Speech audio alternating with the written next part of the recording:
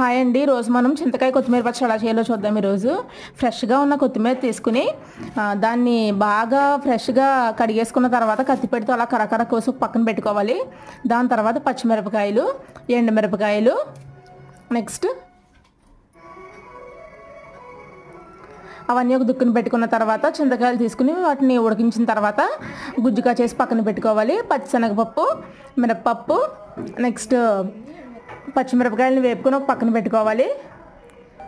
ఇవి మనం కావాల్సిన పదార్థాలు చూసాం కదా. నెక్స్ట్ ఇప్పుడు ఏం చేయాలంటే ఒక గిన్నె పెట్టుకుని దాని మీద నూనె వేసుకుని ఈ పప్పులన్నీ వేపించుకోవాలి.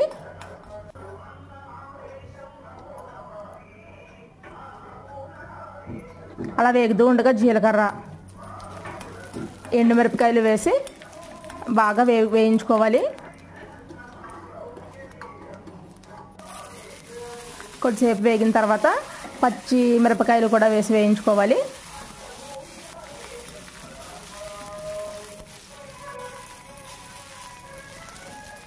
అవన్నీ కలిసి బాగా వేగిన తర్వాత వాటిని గిన్నెలోకి తీసుకోవాలి. నెక్స్ట్ మళ్ళీ నూనె వేసుకుని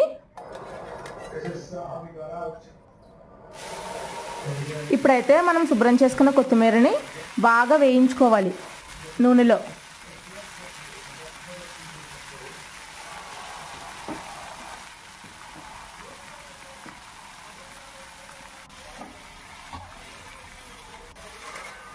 అలా వేయించుకున్న తర్వాత దగ్గర పడిపోతుంది. నూనె అంతా పీల్చిన తర్వాత దాన్ని బాగా మగ్గనివ్వాలి.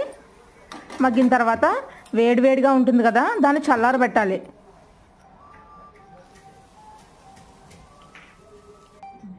చల్లారిపోయిన తర్వాత ఇప్పుడు మనం మిక్సీ పట్టుకోవాలన్నమాట. మనం తీసుకున్న మొత్తం ఇంగ్రీడియంట్స్ అన్నీ కూడా మిక్సీ పట్టుకోవాలి, వేయించి పెట్టుకున్నవన్నీ కూడా. అందులో కొన్ని వేరుశనగ గుళ్ళు వేయించుకున్నవి కూడా వేసుకోవచ్చు. ఉప్పు, ఇవన్నీ కలిసి మిక్సీ పట్టుకోవాలి. ఆ తర్వాత ఆ మిశ్రమం అలా పక్కన పెట్టుకోవాలి. నెక్స్ట్ అందులోకి నువ్వుల పొడి వేసుకుంటే చాలా టేస్టీగా ఉంటుంది. నెక్స్ట్ మనం చింతకాయ గుజ్జు తీసుకున్నాం కదా, దాన్ని కూడా వేసుకుని మళ్ళీ ఇంకొకసారి మిక్సీ పట్టుకోవాలి. ఆ తర్వాత ఆ మిశ్రమంలో మనం వేయించుకున్న కొత్తిమీరను పెట్టుకుని దాన్ని మళ్ళీ మిక్సీ పట్టించుకోవాలి. ఆ కొత్తిమీర గుజ్జు నెక్స్ట్ పోపు వేయించుకుని ఉంది కదా, ఆ మిశ్రమం మొత్తం కలిపేసుకున్న తర్వాత ఒక పక్కన పెట్టుకున్న తర్వాత మళ్ళీ గిన్నె పెట్టుకుని ఈసారి పోపు సామాన్లు అవి వేసుకుని ఆ పోపులో ఈ మిశ్రమాన్ని కలిపి చేస్తే చింతకాయ కొత్తిమీర పచ్చడి రెడీ. మీకు నచ్చితే కనుక లైక్ చేయండి.